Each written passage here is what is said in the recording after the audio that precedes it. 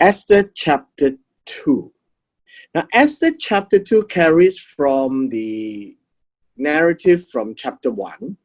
And remember, the end of chapter 1, the king was extremely furious. It was boiling mad, right?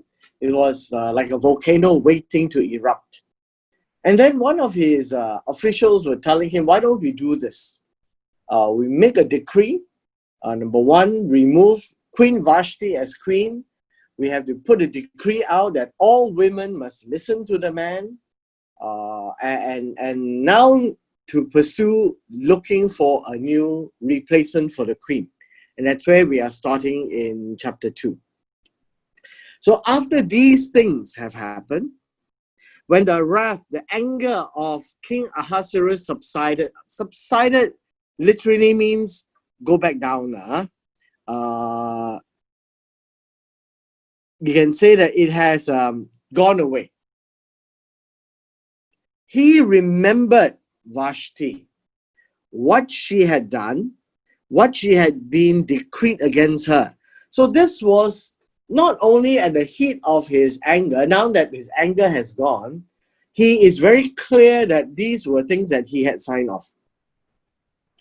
Then the king's servants who attended him said, let beautiful young virgins be sought for the king. Now you need to understand that there is a peculiar interest in virgins. And the word virgin is Betula. And that would mean that the very specific reference to their sexual priorities. So these were young women who never had sex with a man. And they are called virgins in that sense. Right? And these were the ones that were sought for the king. And let the king appoint officers in all the provinces of his kingdom. Remember, there's 120. That they may gather all the beautiful virgins, young virgins, not just virgins, but young virgins. Now, it adds in a descriptor, an adjective, to Shushan, the palace, to the women's quarters under the custody of Haggai. This is in verse 3. And the name of the official, and you remember the word official, the king's eunuch is an official. And so in Esther, they prefer to use the word eunuch.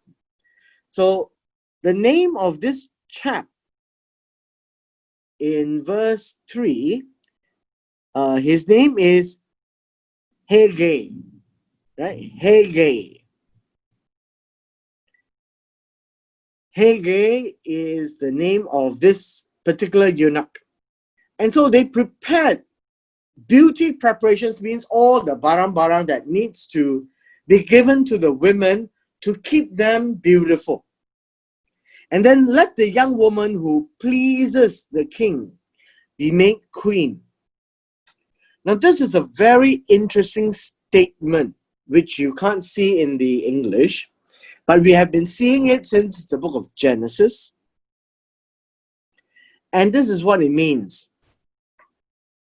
Let the young woman, and it says, he is good in speech. Good in speech.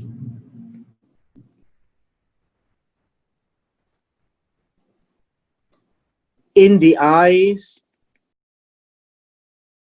of the king. So what I want to point out to you is this. All this while, the eyes of the one who is most powerful is very important. And so when he says pleases the king, the Hebrew word gives the idea that whoever is able to say things that the king is very happy with. So you notice right now, these are young virgins who are very beautiful, also good in speech, and that is what's happening here. So the word please is just too generic. And the statement is, when he's good in speech, how? In the eyes of the king. And so what is said is not so much as being heard, but in the eyes of the king can be happy with. That's what it means. And that is the core of these 4 verses. The replacement for the queen. And to pick the replacement, remember, young, beautiful, virgin, and good in speech. 4 characteristics. Now, reading in verse 5.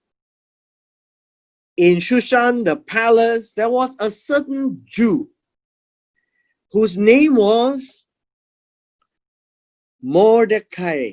Mordecai, and you hear of a long list of family: son of Yair, son of Shimei, son of Kish, but more importantly, he's a Benjamite.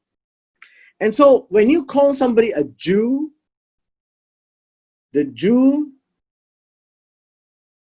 lives in Judah. And they are comprised of the tribe of Judah, the tribe of Benjamin, and the tribe of Levi. The Levi is just hanging around because the temple is there. But more importantly, these 2 tribes make up the Jews. So when we call somebody a Jew, you need to remember that it need not come from the tribe of Judah. It could come from the tribe of Benjamin. Now, who is from the tribe of Benjamin? Remember? King Saul. And his tribe is the smallest tribe of all 12 tribes. And yet God brought out a king from the tribe of Benjamin. And so now it says Kish. This would be, if you look at it, maybe the great-grandfather. You could say that, right? The son of Yair, this would be the father. Son of Shimei, and son of Kish.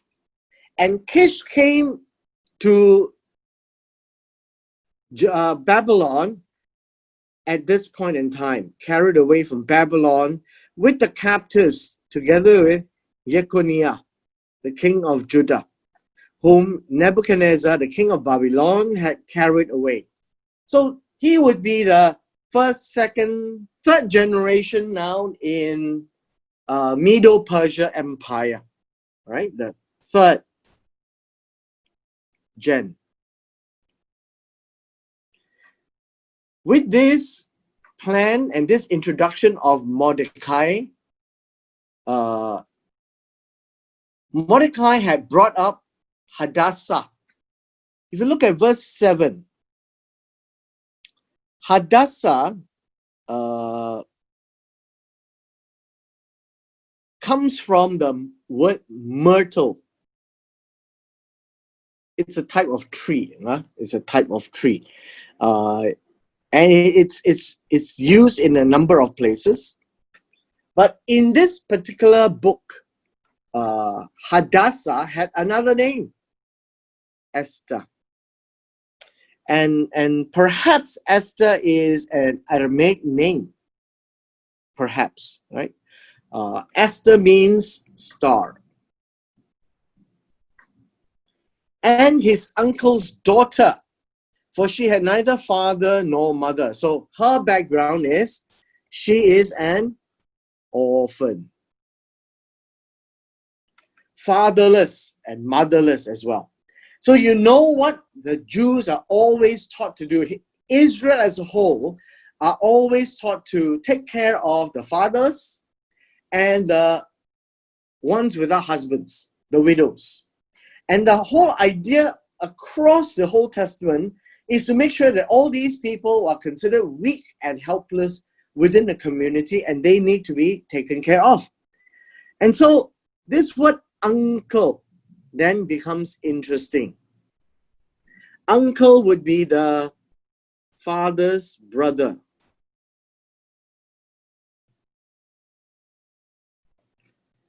Father's brother's daughter, right?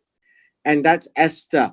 And because she is young, Mordecai is older, and Mordecai took care of Esther as a father to a daughter. And that is really interesting. So Mordecai is the father now to Esther.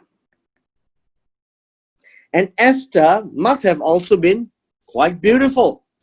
So now we go to the next section in verse 8. In this decree, the king sent out and collected as many young women as possible, all placed under Haggai. Meaning, under Haggai, there would be hundreds, literally hundreds of beautiful young virgin women. And Esther was also selected. And Esther was also took into the care of Haggai, the custodian of the women. Now the young woman pleased him, and this is important that I want to point out to you. This is the second time it's being said.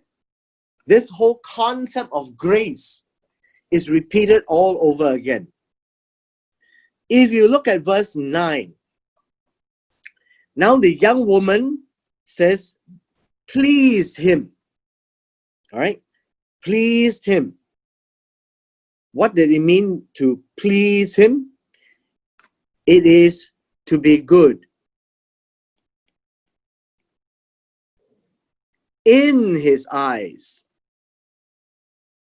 See? To be good in his eyes means to please him. But we know from the Old Testament, everything is in the eyes of the beholder. So when God looked at Noah, Noah found favor in his eyes. And the young woman here was found good in the eyes of Haggai. And in return, she obtained favor. Right? What does that mean? She obtained favor, grace, Hanan. You see, grace is not arbitrary. Grace is dominated by a precedent action. Now, what these actions are was not described of Esther. It appears that she was very good, and when Haggai looked at her, he felt to give her grace. And with that, that grace means he readily gave beauty preparations to her besides her allowance. He was now very favorable with her. And then gave 7 choice maidens to move with her and her maidens to a much better place in the house of the women. Which means that Haggai moved Esther to a much better corner. And she is now specially taken care of. But all because of grace. Right? Grace. So the Old Testament expression of grace is always there. It's just that we find it hard to read because when you read words like please him, obtain favor, you don't read about finding grace in the eyes of the beholder. And now it repeats itself. Verse 10. Verse 10 is a simple statement. Esther did not reveal her people or family because Mordecai told her not to reveal it. And every day Mordecai went up and down the women's quarter wondering why? Because he cares for Esther. Because Esther is like a daughter to him. Verse 12. Each young woman's turn came to go into King Ahasuerus after she had completed 12 months of preparation according to the regulations for the women. These are all Middle Persian traditions. Okay? Thus there were days for their preparation apportioned. 6 months of myrrh, 6 months of perfume, and preparations for beautifying women. So they were already beautiful, they were made more beautiful.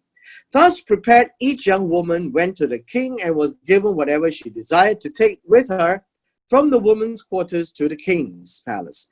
In the evening, she went. In the morning, she returned the second house of the women to the custody of another person. This other person in verse 14 is called Sha'ashgaz.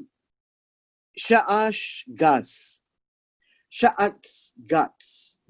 Sha'as guts. And so let me show you how it's pronounced. Sha'ash,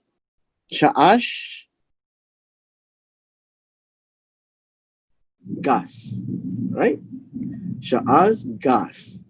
So you pronounce this and then this. Sha'ash, gas.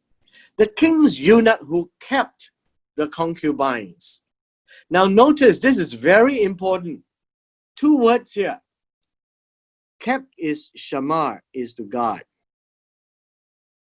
Just like when God tells us to keep his commandments, it is like keep the concubines. Why? Because the concubines are precious in the eyes of the king. And so here, the king's eunuch is to keep the concubines. It has the same meaning as keep his commandments, to treat God's commandments as precious.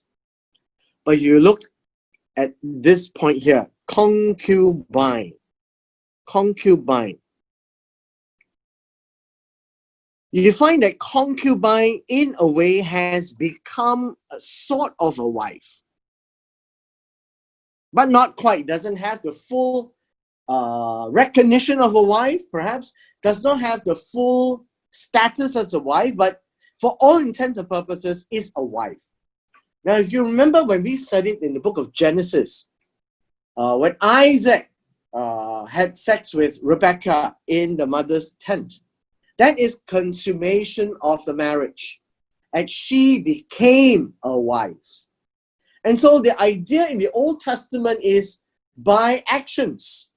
In the moment the king had sex with the beautiful women, they became concubines. That's how it is read. She would not go into the king again. You notice all these terms? These is terms that describe sex, unless the king delighted in her and called her for her by name. So they have sex with the king once, she comes back to a different house.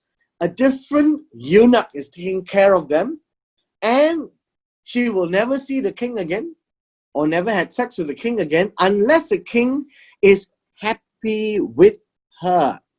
You notice this word here? Delighted. Also desired. Desired. Chafetz. You would see this word, delight, in Psalm chapter 1 verse 2. But his delight is in the law. His delight is in the Torah. And that is the word delight here. If the king is happy and focused on her, then the king will call her by name. Okay? Now in chapter 2 verse 15, the turn came for Esther, the daughter of Abihail, the uncle of Mordecai. So Abihail would be the uncle. So the father's brother. So Abihail is the father's brother's daughter, right? It is pronounced as Avihail, Avihail, but doesn't matter, right? Avihail.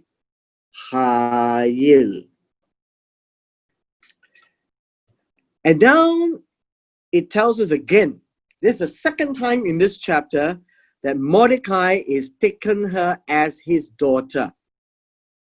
What does that mean? It means that for all intents and purposes, she lived under Mordecai's tent in the house of Mordecai, and she will have to listen to Mordecai. So all of these are part of that culture. Mordecai took her as his daughter, and as his daughter, she will have to listen to everything Mordecai said. So what did Mordecai said to her? Go into the king. She requested nothing, but what the Haggai, the king's eunuch, advised. This is to tell Esther, now is your turn, like the young virgin women. But more importantly, favor in the sight of all who see her. So let me highlight this and we will tackle this. And Esther obtained favor in the sight of all who saw her. Again, grace. Favor is grace. Okay? Always in the eyes. The people who extend grace must first see. And when they saw Esther, somehow whatever Esther did, walked, said, mannerism, her physique, we're not told. But when people saw her, they immediately liked her. They immediately had favor in their eyes. That is what we are told. So verse 16. Esther was then taken to the king into his royal palace in the 10th month. 10th month is usually, I don't know, December, January, or January, February of their months, right? Of their months. So we're told in the 10th month, and this is the 10th month of Tibet, this is the Jewish month, since it's a Jewish book, right? In the 7th year of his reign, in verse 17, the king loved Esther. This word love is ahav. Remember ahav? I've told you about ahav. For God so loved the world, God ahav the world. King loved Esther, the king ahav Esther. It is more than an emotion. It cannot just be an emotion. It's more than an emotion. But it has captured the king's heart. Why do I say that? Look at this. She obtained grace and favor in his sight, more than all the other virgins. In his sight, in his eyes, that when King Ahasuerus looked at Esther, she has much more. She has much more. Grace in this case is favor.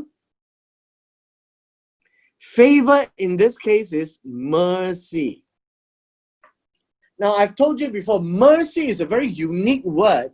It describes when the king gets angry, when the king wants to judge, when God wants to judge, when he has mercy, he will hold back his hand. The intensity of the punishment will not be great.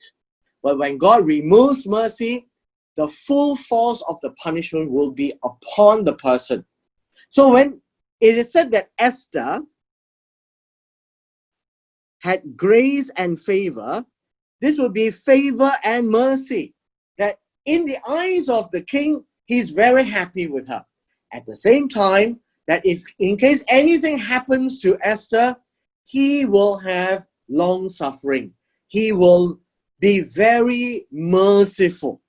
And all these is important because when you read on the book of Esther, all these will come back because that's needed.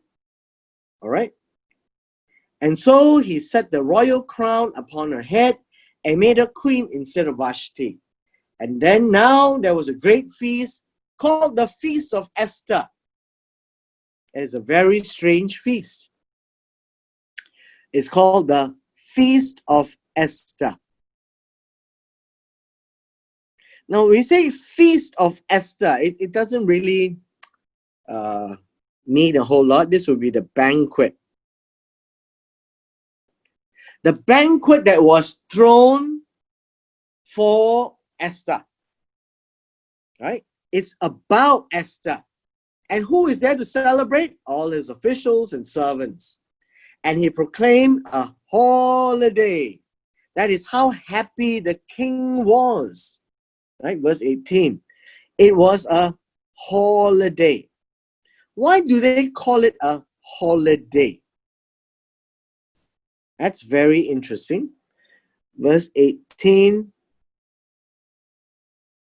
This means that it is a release. What release? A release as a day of rest.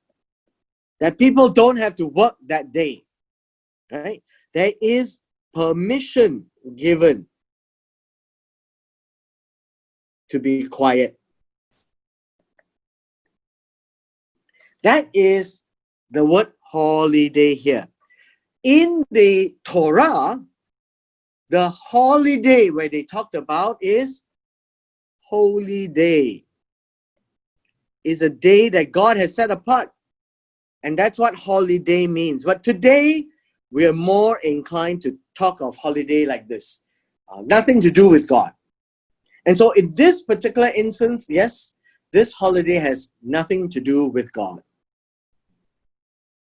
And when he proclaimed it as a holiday in the provinces, he gave gifts according to how the king felt. It says that the generosity of the king, as the king lifts up his hand, there are gifts that is given. Right? There are gifts that is given.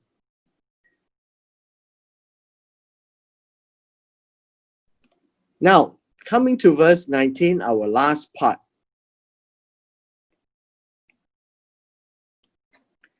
It speaks about virgins again. You need to understand that when virgins are spoken of, they are not yet married.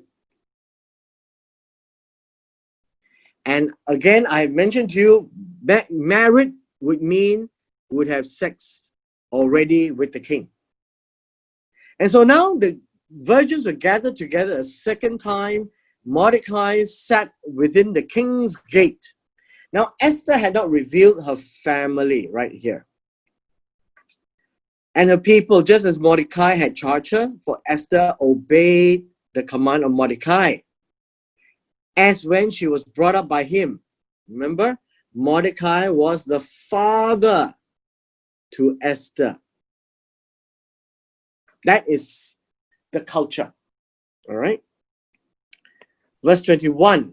In those days, while Mordecai was sitting within the king's gate, two of the king's eunuchs, these are the king's eunuchs. In verse 21, it is Bigthan.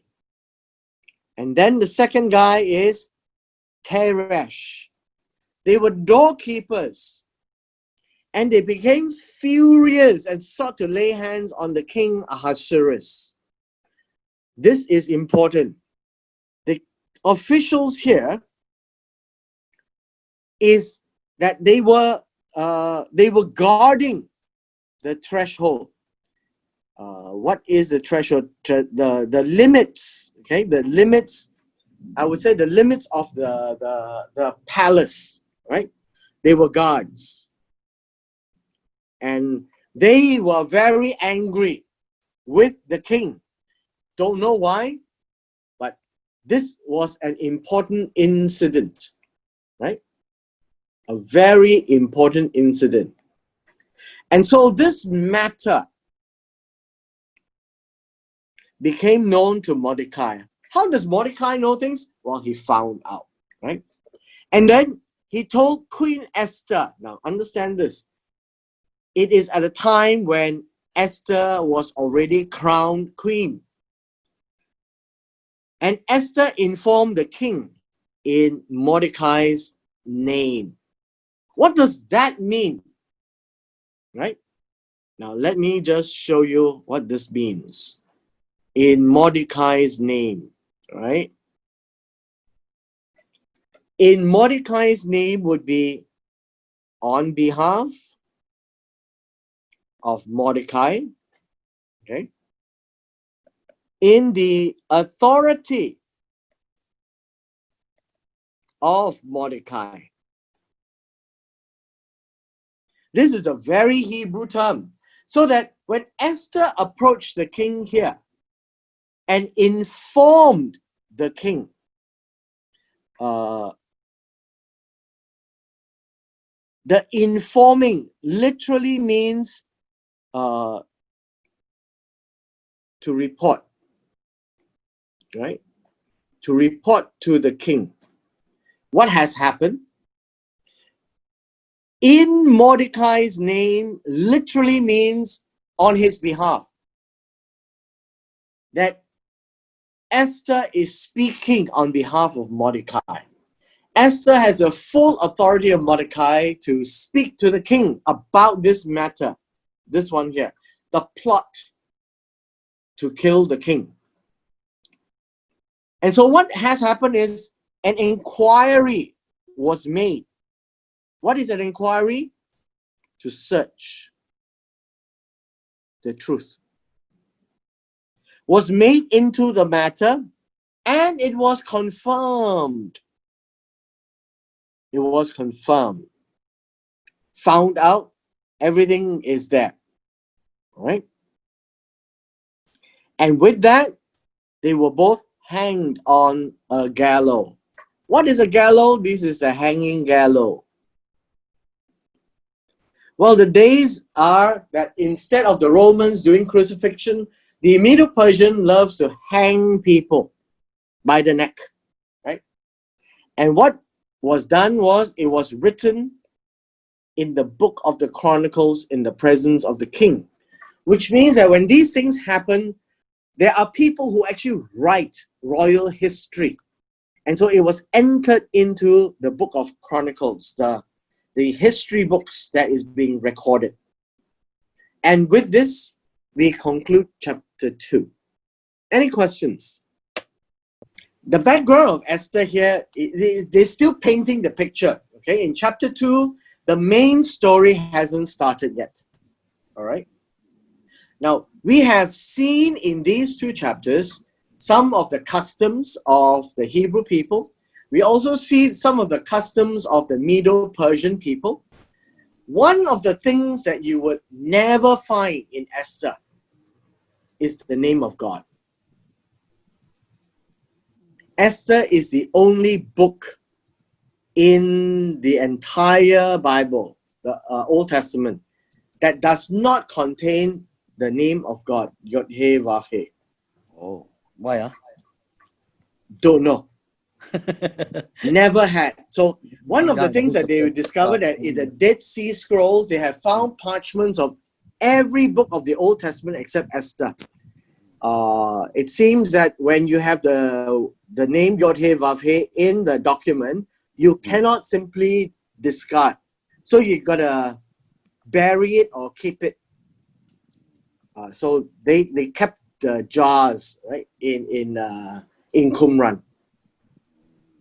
And so there was no Esther. Well, that was how people explained it.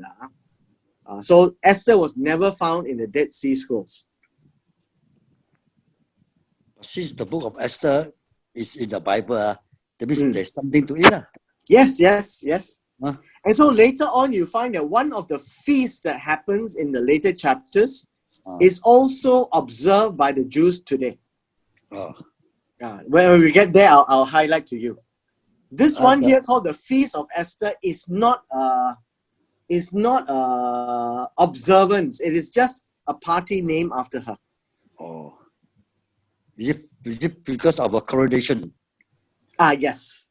The coronation, and the king was happy. He found somebody and made it a rest day. Oh. I think the old emperors do that also in China. So you find that their habits is very similar to Chinese. That means here everything learned from Chinese also. The Sultan, all this. Yeah. You see, these things is going to be very important, no? Not reveal her family and her people. These have been repeated over and over again, right, in this chapter. Yeah. It will only be important later part of the story. Which means that nobody knows that she is not from Persia. Nobody knows that she is from Judah. Nobody knows that she's a Jew. So nobody actually knows at all. Yeah. Oh, that means she's also a Benjamite, according to her uncle. She's a Benjamite. Remember, Mordecai's father's brother's daughter. A Benjamite. Benjamite. Yeah. Also a Jew. Yeah. This Benjamin, is it the youngest child of Jacob? Yes. Isaac. Yes. Apa kau? So by Youngest of Rebecca. Jacob. Yes. And, Rachel got 2 sons 嘛，係嘛？ yeah, No, yeah. no, no. Rachel has Joseph two and sons, Benjamin. Joseph and Oh. Benjamin. Ah, You remember, well, we haven't gotten to Genesis 50, but in Genesis 40 to 50, you would see that the inheritance is not given to Joseph. The It's inheritance given- is given to Joseph's 2 sons, 2 because sons. Jacob adopted his 2 sons. Oh. Oh yeah, so But when we get there, we'll see. So this will be the background, and the next chapter will be more interesting. Because this one, we really have to have a better feel of who, what, why, how things are moving, and then it builds up for the main story. Okay? Yeah. All right. All right. Thanks, Pastor.